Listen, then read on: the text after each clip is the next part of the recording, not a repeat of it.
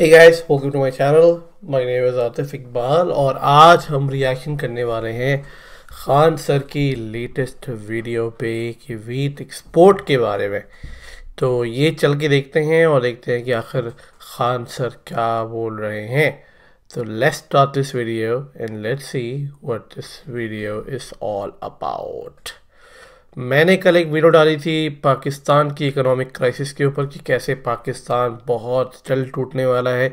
अगर आपने वो वीडियो नहीं देखी है तो वो वीडियो आप ब्राउज करके देख सकते हो। Alright, let's start. 3, 2, 1 गो। जय हिंद। देखिए, भारत के गेहूं निर्यात पे बैन लगाने और रूस के अमेरिका को दिए गए प्रस्ताव जिसे अमेरिका ने ठुकरा दिया, इस पे पूरी दुनिया में काफी ज्यादा इसका असर पड़ने वाला है। देखिए, एक्चुअली क्या है कि रूस के राष्ट्रपति व्लादिमीर पुतिन ने इन्होंने एक अमेरिका से एक प्रस्ताव रखा कि देखिए, रूस भी बहुत बड़ा गेहूं का उत्पादक है, यूक्रेन भी बहुत बड़ा गेहूं का उत्पादक है, तो दोनों युद्ध में लगे हुए हैं। रूस पर तो बैन लगा हुआ है कि एक्सपोर्ट कर ही नहीं सकता है, और यूक्रेन के पास बहुत ज्यादा मात्रा में अभी क्या है, गेहूं है, लेकिन इसके निचले बंदरगाह पे पूरी तरह रूस का कब्जा है। तो रूस ने यही कहा था कि हमारे ऊपर से कुछ बैन हटा दो ताकि हमारी भी अर्थव्यवस्था चल सके और यूक्रेन बाकी पूरी दुनिया को गेहूं का निर्यात कर सके। तो इसके लिए अमेरिका को यह प्रस्ताव मान लेना चाहिए, एकदम नॉर्मल सा था। अमेरिका ने इसे ठुकरा दिया। अब गेहूं का निर्यात न रूस कर पा रहा है, न भारत कर, न ही यूक्रेन कर पा रहा है, जिससे काफी ज्यादा समस्या आ रही है। इन दोनों देशों के पास इतना ज्यादा मात्रा में गेहूं आता कैसे? तो समझिए, इन दोनों ये जो दो देश हैं, इनके गेहूं को जब से बैन लग गया लड़ाई की वजह से, तो गेहूं का रेट 33% बढ़ गया इंटरनेशनल मार्केट में। ये जो यूक्रेन है और रूस है, इनके बॉर्डर पे एक घास का मैदान है जिसे हम लोग स्टेपी घास का मैदान कहते हैं। स्टेपी घास के मैदान की विशेषता है कि इसमें दो टाइप का क्वेश्चन पूछता है। स्टेपी घास का मैदान ये यूरोप और एशिया के दोनों के बॉर्डर पे आ जाता है, यूरेशिया। इसमें पेड़ नहीं पाए जाते हैं, इसलिए कई बार क्वेश्चन पूछता है वृक्ष रहित घास किस को कहते हैं? स्टेपी को कहा जाता है। ये उष्ण कटिबंधीय नहीं होकर शीतोष्ण कटिबंधीय। तो यहाँ पर ये इसके यहाँ पर गेहूं के उत्पादन के लिए काफी अच्छा क्लाइमेट मिल जाता है, इसलिए इसे दुनिया का ब्रेड बास्केट कहा जाता है, रोटी का कटोरा हो जाता है। इसे यूक्रेन को कहा जाता है स्टेपी घास का मैदान। लेकिन याद रखिएगा, स्टेपी घास का मैदान ये तो एशिया वाला एरिया आ जाता है, ये यूरोप वाला, इसलिए इसे यूरेशिया भी कहा जाता है। कहेगा स्टेपी घास का मैदान तभी यूक्रेन होगा, लेकिन कह देगा स्टेपी मरुस्थल तो कजाकिस्तान हो जाता है। इसलिए इसका थोड़ा ध्यान से रखिएगा, गड़बड़ मत कर दे यहाँ पे। तो यह इस वजह से गेहूं का उत्पादन पूरी तरह से उत्पादन कर रहा है, मतलब व्यापार जो है इंटरनेशनल मार्केट में पूरी तरह से ठप पड़ गया है। और उसके बाद क्या है कि फर्टिलाइजर, गेहूं के उत्पादन में कहीं पे भी फर्टिलाइजर की ज्यादा जरूरत पड़ती है, तो उन फर्टिलाइजरों के उत्पादन में सबसे आगे था रूस। और इस युद्ध के माहौल में रूस के फर्टिलाइजर उद्योग भी बंद हो गए, इसलिए दुनिया को जब खाद ही नहीं मिलेगा तो उस कंडीशन में गेहूं का उत्पादन क्या होगा? इसलिए दिनों दिन गेहूं का रेट बढ़ते जा रहा है। और फर्टिलाइजर बहुत ज्यादा जरूरी होता है किसी भी फसल को बड़े मात्रा में उत्पादन करने के लिए। अब इसी को देखते हुए भारत ने रूस से तो फर्टिलाइजर भारत खरीद लिया, क्योंकि बाटा सिस्टम यानी विनिमय सिस्टम के तहत रूस को हम सामान के बदले में पैसा नहीं, बल्कि कुछ सामान रूस हमें दे रहा है और हम लोग कुछ सामान रूस को दे दे रहे हैं। तो बाटा सिस्टम के तहत हम लोग तो व्यापार कर सकते हैं। लेकिन हमारे वैज्ञानिकों ने एक बहुत बेहतरीन काम किया है कि उन्होंने पहले जो नीम कोटेड यूरिया था, यूरिया जो होता है सफेद रंग का होता है यूरिया, ये इसे छिड़का जाता है, तो इसका कई ज्यादा ब्लैकमेल हो जाता था यूरिया का। तो इसमें क्या किया गया, नीम का वो मिला लिया गया, कड़वापन, जिस वजह से इसका ब्लैकमेल नहीं हो पाता था, खेत में ही यूज हो पाता था।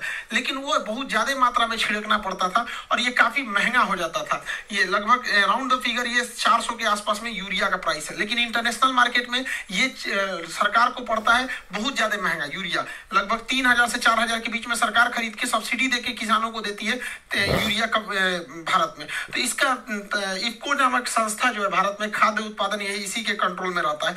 इसने एक नए टाइप का यूरिया बनाया है, दुनिया में पहली बार nano urea. Nano urea particle जबरदस्त इसलिए है क्योंकि ये महज आधा लीटर से 1 एकड़ जमीन में इसके यूरिया का छिड़काव किया जा सकता है। क्या बात है? आधा लीटर 250 रुपया खर्च आएगा, 250 में 1 एकड़ किया जा सकता है, यानी जहां 50 बोरा लगता था वहां आधा लीटर लगेगा। अब इससे क्या है कि अब जब आधा लीटर ही खरीदना है तो महंगाई ज्यादा मायने नहीं रखती है। जब क्वांटिटी ज्यादा खरीदा तब ना आदमी महंगा खरीदता है। तो हम लोग इसको मतलब आधा लीटर से 1 पूरे एकड़ तक हम लोग यूरिया का छिड़काव कर सकते हैं। और इसे छिड़कना पड़ता है क्योंकि लिक्विड फॉर्म में रहेगा। यहाँ पर किसी भी फसल के लिए क्वेश्चन हमेशा याद रखिएगा कि जब खेती करते हैं और उसमें खेती में जब फसल लग जाती है खेती के लिए, तो उसमें नाइट्रोजन, फास्फोरस और पोटेशियम, ये 3 चीजों की जरूरत होती है, जिसमें सबसे ज्यादा नाइट्रोजन 4 गुना होना चाहिए और 2 गुना फास्फोरस और एक हिस्सा उसका पोटेशियम होना चाहिए। NPK, नाइट्रोजन, फास्फोरस और पोटेशियम, ये रेशियो होता है। लेकिन जब बीज बोया जाता है खेती के लिए तो वो अलग हो गया, लेकिन जब बीज बोएंगे करेंगे तो उसमें भी नाइट्रोजन, फास्फोरस और पोटेशियम चाहिए होता है। तो वहां नाइट्रोजन कम चाहिए होता है और नाइट्रोजन से 2 गुना फास्फोरस चाहिए होता है और फिर एक हिस्सा होना चाहिए पोटेशियम आपका। तो याद रखिएगा, ये क्वेश्चन पूछेगा बीजारोपण के समय सबसे ज्यादा किसकी जरूरत होती है, तो फास्फोरस। फास्फोरस की पूर्ति जो होती है डीएपी से होती है, डाई अमोनियम फास्फोरेट। डीएपी से फास्फोरस की पूर्ति होती है और यहाँ नाइट्रोजन की पूर्ति यूरिया से होती है। 46% यूरिया में नाइट्रोजन होता है। तो खेती के लिए सबसे ज्यादा जरूरी है नाइट्रोजन, ये यूरिया में नाइट्रोजन मिल जाता है। और बीज बोते समय सबसे ज्यादा फास्फोरस की जरूरत है। ये तो बहुत महंगा है, लगभग 1500 के आसपास डीएपी का बोरा है। तो भारत के वैज्ञानिकों ने बहुत सराहनीय काम किया है, जिससे कि अभी समस्या से हम लोग निजात पा सकेंगे। और इस सब को देखते हुए गेहूं का जो प्राइस बढ़ रहा है, तो भारत सरकार ने प्राइवेट कंपनियों पर बैन लगा दिया है कि अब वो गेहूं का निर्यात विदेशों में नहीं कर सकती। अब किसी भी देश को भारत से गेहूं खरीदना है तो दुकानदार या फिर बिजनेसमैन से नहीं खरीद सकते, गवर्नमेंट टू गवर्नमेंट डील करनी पड़ेगी, तभी गेहूं मिलेगा। ये एक लंबा प्रोसेस हो जाता है। हम फ्रेंडली कंट्री को ही दे सकते हैं, लेकिन अगर व्यापारियों से खरीदना रहता है तो उसमें कोई खास दिक्कत नहीं आता है। अब गेहूं के निर्यात रुक जाने से पूरी दुनिया में इसके प्राइस बढ़ते जा रहे हैं, खास करके अफ्रीका अन्य देशों में। कई देश में जहां पर गेहूं का उत्पादन नहीं होता, जैसे इंडोनेशिया को निर्यात नहीं हो पाएगा, मलेशिया को नहीं हो पाएगा, जिस वजह से वहां पे काफी सारे समस्याएं आ जाएंगी वहां पर। इससे के लिए आईएमएफ जो है भारत सरकार से भीख मांग रहा है। लिटरली वो क्या कह रहा है कि हम भारत से भीख मांग रहे हैं कि आप गेहूं के निर्यात को जल्दी से जल्दी ओपन कीजिए, ताकि अन्य जगहों पर गेहूं की किल्लत ना हो जाए। क्योंकि जैसे जैसे गेहूं का किल्लत आएगा, इकोनॉमी दूर, अर्थव्यवस्था चौपट होगी, तो लोग आईएमएफ के पास दौड़ेंगे। ये आईएमएफ पे भरोसा मत कीजिएगा, ये चुट्टा पूरी दुनिया को ये चौपट, मतलब ये हमेशा अपना फायदा सोचता है और अमेरिका के हिसाब से चलता है। आईएमएफ की कहानी हम आपको बताते हैं। 1991 में भारत की स्थिति इतनी खराब थी कि महज 15 दिन का हमारे पास पैसा बचा हुआ था। जो हाल श्रीलंका का आज है ना, उससे भी बुरा हाल हो गया था हम लोग का 1991 में, 1991 में। उस समय प्रधानमंत्री पीवी नरसिम्हा राव थे और वित्त मंत्री मनमोहन सिंह थे। पीवी नरसिम्हा राव का दिमाग ही हिल गया, क्या करना चाहिए। उन्होंने सारी जिम्मेदारी वित्त मंत्री मनमोहन सिंह के ऊपर दिया था और हम लोगों को अपने रिजर्व बैंक का सोना गिरवी रखना पड़ा था, तब जाके हम लोग को पैसा मिला था। और आईएमएफ ने हमें शर्त रखा था कि आप अपने यहाँ लिबरलाइजेशन कीजिएगा, यानी विदेशी कंपनियों के साथ भेदभाव नहीं कीजिएगा, उनको भी बराबर का मान्यता दीजिएगा। प्राइवेटाइजेशन कीजिएगा, प्राइवेट कंपनियों को भी आने दीजिएगा। ग्लोबलाइजेशन मतलब होगा कि विदेशी कंपनियों को आने से नहीं रोकिएगा। एलपीजी, लिबरलाइजेशन, प्राइवेटाइजेशन, ग्लोबलाइजेशन की ये शर्त माना, तब हम लोगों को कर्जा मिला। और उसके बाद से हम लोगों ने धीरे धीरे उसे अर्थव्यवस्था को पटरी पर लाना चालू किए थे। तो उसी समय मनमोहन सिंह का, आज भी देखिएगा कई सारे पॉलिटिशियंस को, वो किसी पार्टी को भले बोल सकते हैं, लेकिन पर्सनल मनमोहन सिंह को नहीं बोलते लोग, क्योंकि उस समय 15 दिन का ही महज पैसा बचा था। क्वेश्चन पूछेगा उदारीकरण यानी लिबरलाइजेशन किसके समय हुआ, तो लड़का गलती से मार देता है मनमोहन सिंह। मनमोहन सिंह उस समय वित्त मंत्री थे, जबकि पीवी नरसिम्हा राव जो थे वो प्रधानमंत्री थे। तो कहेगा किसके समय उदारीकरण यानी एलपीजी हुआ था, तो पीवी नरसिम्हा राव 1991 के। उसी समय हम लोगों ने विदेशी कंपनियों को आने की छूट दे दी थी, जिस वजह से विदेशी कंपनियां दौड़ पड़ी। भारत में कारखाने थे नहीं। 1991 में जैसे हम लोगों ने विदेशियों को खोला, विदेशी कंपनियां टूट पड़ी भारत में। और जैसे वो टूट पड़ी तो भारत में इंजीनियरों की हैवी डिमांड होने लगी, क्योंकि वो इंजीनियर तो घर से नहीं लाएंगे, और यहाँ इंजीनियर थे नहीं, तो यहाँ जो भी इंजीनियर थे उन लोगों का हैवी डिमांड हुआ, बहुत सैलरी मिलने लगा। तो एकदम दिमाग में बैठ गया, जिसको देखो इंटर पास इंजीनियर आज इतना ज्यादा भर गए और फैक्ट्रियां तो आ नहीं रही। तो ये 1991 में था। यही आईएमएफ है जो भारत को उस समय आंख दिखाता था, और आज भारत से यहाँ पर ये लोग भीख मांग रहे हैं। और अजीब स्थिति है, देखिए पाकिस्तान भीख मांग रहा है आईएमएफ से और आईएमएफ मांग रहा है भारत से। ये स्थिति है, ये भारत के किसानों की बदौलत है। इनका कहना है कि गेहूं पे से निर्यात को प्लीज हटा दीजिए। मोदी जी से जाके बोल रही, अजब हाल है। मोदी जी से सुना, अच्छा गेहूं से निर्यात हटाना है। इन्होंने गेहूं से तो हटाया नहीं, बल्कि चीनी पे भी बैन लगा दिया। चीनी भी नहीं दे सकते, और साथ साथ चावल पे भी लगा दिया। क्या बात है। लो जा मांगने गए थे, समझ में नहीं आ रहा किससे कर। भाई हम लोगों को हमेशा अपना देश देखना चाहिए, बहुत अच्छा डिसीजन है। पहले हम अपना देश देखेंगे, बाद में दुनिया को देखेंगे। आईएमएफ वालों पे कोई भरोसा नहीं है। हमेशा याद रखिएगा, अपने देश के साथ जिसने भी गद्दारी किया उसे कभी नहीं भूलना चाहिए, चाहे कुछ भी हो जाए। 70 के दशक में जब हमारे यहाँ गेहूं नहीं था, हमारे यहाँ सूखा पड़ गया था, तो हम लोग अमेरिका से गेहूं मांगे थे, भीख नहीं मांगे थे, खरीदे थे। तो अमेरिका ने सुअर को खाने वाला गेहूं दिया था भारत को। सोचिए, सुअर को जो खाने के लिए गेहूं दे। आज ये हम लोग को कहना है कि हम लोग के गेहूं का निर्यात कर देना चाहिए। इन सब पे कभी भरोसा नहीं करना चाहिए। कभी भी अपने देश के साथ हुए गद्दारी को नहीं भूलिएगा, अपने आखिरी सांस तक। याद कीजिए, आज से 2 साल पहले जब डोनाल्ड ट्रंप प्रधानमंत्री थे, वहां के राष्ट्रपति थे, जब कोरोना का संकट आया था, उनके यहाँ दवाइयों की खोज ऐसा लगा था कि पहले हो जाएगा, तो उन्होंने अपने यहाँ दवाइयों के निर्यात पर बैन लगा दिया था। इवन की सिरिंज तक पे भी बैन लगा दिया था कि सब सिरिंज कहाँ से यूज करेगा, सब भारत वालों को तो इतना आता नहीं है, कहाँ से लाएगा सब। देख लो अमेरिका, मार दिया गया आदमी तमाचा यहाँ पर तुमको, लोल कहीं का।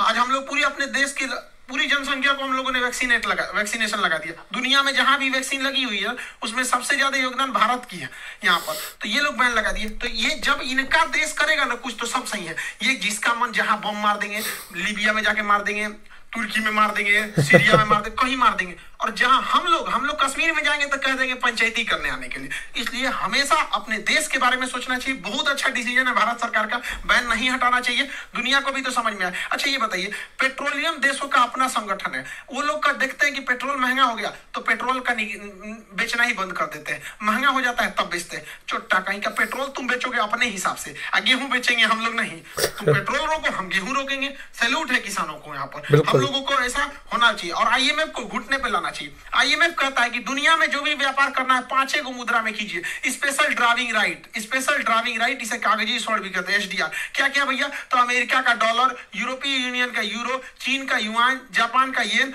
और ब्रिटेन का पाउंड स्टर्लिंग। मतलब 5 देश में व्यापार कर सकते हैं हम लोग रुपया में व्यापार नहीं कर पाते। वो किसी देश से अच्छा रिलेशन है, जैसे ईरान से हम लोग का मित्रोत्तर रिलेशन है, तो ईरान का पेट्रोल का पैसा हम लोग डॉलर में न करके रुपया में कर देते हैं। अमेरिका उसमें भी घुस जाता है। तो भारत सरकार को भी इस तरह पे प्रेशर लगाना चाहिए कि भैया जब चाइना का शामिल कर दिए तो हम लोग का भी शामिल कर दो। मौका मिलना चाहिए ऐसा, ताकि स्ट्रिक्ट एक्शन लेना चाहिए। आज हमारा देश पूरी दुनिया के सामने एक पावर बन के बैठा है किसानों के बदौलत। सोचिए, पूरी दुनिया का, हम भारत की बात नहीं करें, पूरी दुनिया में 35% लोग जो खाना खाते हैं वो भारत के किसानों से जाता है। रीजन समझिए, दुनिया का 17% लोग तो अकेले भारत में रहते हैं, और भारत में जो लोग खाना खा रहे हैं भारतीय किसानों ने जो उनको उगाया है। इसके अलावे 17% के अलावे हम लोग निर्यात करते हैं। तो पूरी दुनिया में जिन लोगों के मुंह में अनाज जा रहा है, जो खाना खा रहे हैं ना, वो 33% भारत के किसानों ने उपजाया है। ऐसे किसानों के लिए सोच सकते हैं, हमारे देश के किसानों के लिए जय जवान जय किसान। लेकिन इसी के साथ दुखद भी ये कहना पड़ता है कि इन किसानों की स्थिति देखिएगा तो बहुत दयनीय है। इनको कोई नहीं पूछता है। सूखा आए, बाढ़ आए, कोई सामाजिक इन लोग के लिए सुरक्षा नहीं है। अजीब सी स्थिति इन बेचारों के लिए बनी हुई है। देखिएगा गुजरात में, महाराष्ट्र में सूखा की वजह से, हालांकि हर जगह के किसानों की कम बेसी स्थिति वैसी है, लेकिन चूंकि गुजरात, महाराष्ट्र ये सब के एरिया में सूखा भी ज्यादा पड़ता है, वहाँ किसानों का सुसाइड रेशियो बहुत ज्यादा है। तो सोचिए, ये आज आजादी के इतने सालों के बाद अगर किसानों के प्रति इस तरह से दुर्दशा है तो ये अच्छी बात नहीं है। जिन किसानों ने हमें आसान से जीना सिखा दी, विश्व पटल पर हम लोग, आज दुनिया हमसे भीख मांग रही है कि गेहूं का निर्यात करो, चावल का निर्यात करो, चीनी का निर्यात करो। इन किसानों की बदौलत देख रहे हैं, उनका घर टूटता है, बेचारे बीमार पड़ते हैं तो सरकारी हॉस्पिटल में ले जाते हैं, और सरकारी हॉस्पिटल की स्थिति इस तरह से करके रखा गया है कि बेचारे लोग को डर लगता है कि वहां ठीक होगा कि और बीमार पड़ जाएगा। देखिए, इस तरह से स्थिति हो गई है, बड़ी दयनीय है। जरा सोच सकते हैं, पूरी दुनिया का 33% लोगों का ये खाना खिला, ये हाल है इन किसानों का। इन किसानों को भी सोचना चाहिए। बुढ़ापे में जो उम्र थी, अब घर पे रियलिटी हिट्स। बाबा आप क्या बताएं हम आपको यहाँ पे। आज उन पूरे किसानों को हम अपने दिल से सैल्यूट करते हैं, सबको चरण स्पर्श करते हैं। आप किसानों का, आप सच्चे देशभक्त हैं इस देश के। आपकी मेहनत का बदौलत है कि आज हम लोग शान से वहां रह सकते हैं। लेकिन गरीबी, बेचारों के साथ भेदभाव होता है किसानों के साथ, उनका कोई नहीं सूख लेता है। कहीं बाढ़ में डूब रहे हैं, कहीं सूखा में ले रहे हैं। बेचारा थोड़ा थोड़े पैसे जमाते हैं, पता चला फसल खराब होगी, वो भी चलेगी। ये बेचारा छोटा बच्चा को देखिए ना, गुल्लक लगा रहा है यहाँ पे, किस लिए? कि भाई कभी इमरजेंसी में काम आएगा, पढ़ाई लिखाई में काम आएगा। टेंशन नहीं लो बाबू, अभी खान सर हैं, पढ़ने के लिए कभी गुल्लक या खेत नहीं बेचना पड़ेगा आपको। जब तक हम हैं, पढ़ाई को इतना सस्ता बनाएंगे कि कभी भी पढ़ाई, किसी गरीबी की वजह से किसी की पढ़ाई नहीं छूट सकती यहाँ पर। आई होप आप इस सब चीजों को समझे होंगे। यहाँ पर अभी भारत सरकार गन्ने पर क्यों बैन लगा रही है? हालांकि हमारे पास जितना चीनी का जरूरत है, उससे ज्यादा हमारे पास चीनी का उत्पादन होता है। हाँ, सब में हमारे पास पहले से रखा हुआ है। फिर भी ऐसा क्यों किया जाता है? क्योंकि पेट्रोल में अब हम लोग ना पूरी तरह से पेट्रोल एथेनॉल पे जाने वाले हैं, एथेनॉल मिला देंगे, ताकि पेट्रोल और एथेनॉल मिक्स होकर गाड़ियां चलेंगी। तो इसको हम लोग आगे की वीडियो में बताएंगे। आई होप आप इसे समझे होंगे। अगले वीडियो में हम एथेनॉल ब्लेंडिंग समझा देंगे। मिलेंगे नेक्स्ट क्लास में। जय हिंद। बहुत अच्छी लगी मुझे वीडियो, और काफ़ी टाइम के बाद मैं रिएक्शन दे रहा हूँ। स्पेशली इस वीडियो से रिएक्शन शुरू करना खान सर की वाली वीडियो पे, जो कि definitely he is nationalist himself, and ख़ुद भी बिहारी हैं, और तो एक मज़ा ही आता है। मैं भी ख़ुद बिहारी हूँ, and I am nationalist as well at the same time. तो ये चीज़ देख के बहुत अच्छी लगी है। तो जिस तरीके से गवर्नमेंट स्टेप ले रही है, to be honest BJP is doing amazing, amazing, tremendously amazing. मैं सच कह रहा हूँ, BJP fan base has been increasing day by day with the steps that they are taking. पर मुझे लगता है कि उन्हें और भी बहुत ज़्यादा स्टेप्स लेने की ज़रूरत है। It's a very high time for them to implement UCC as well.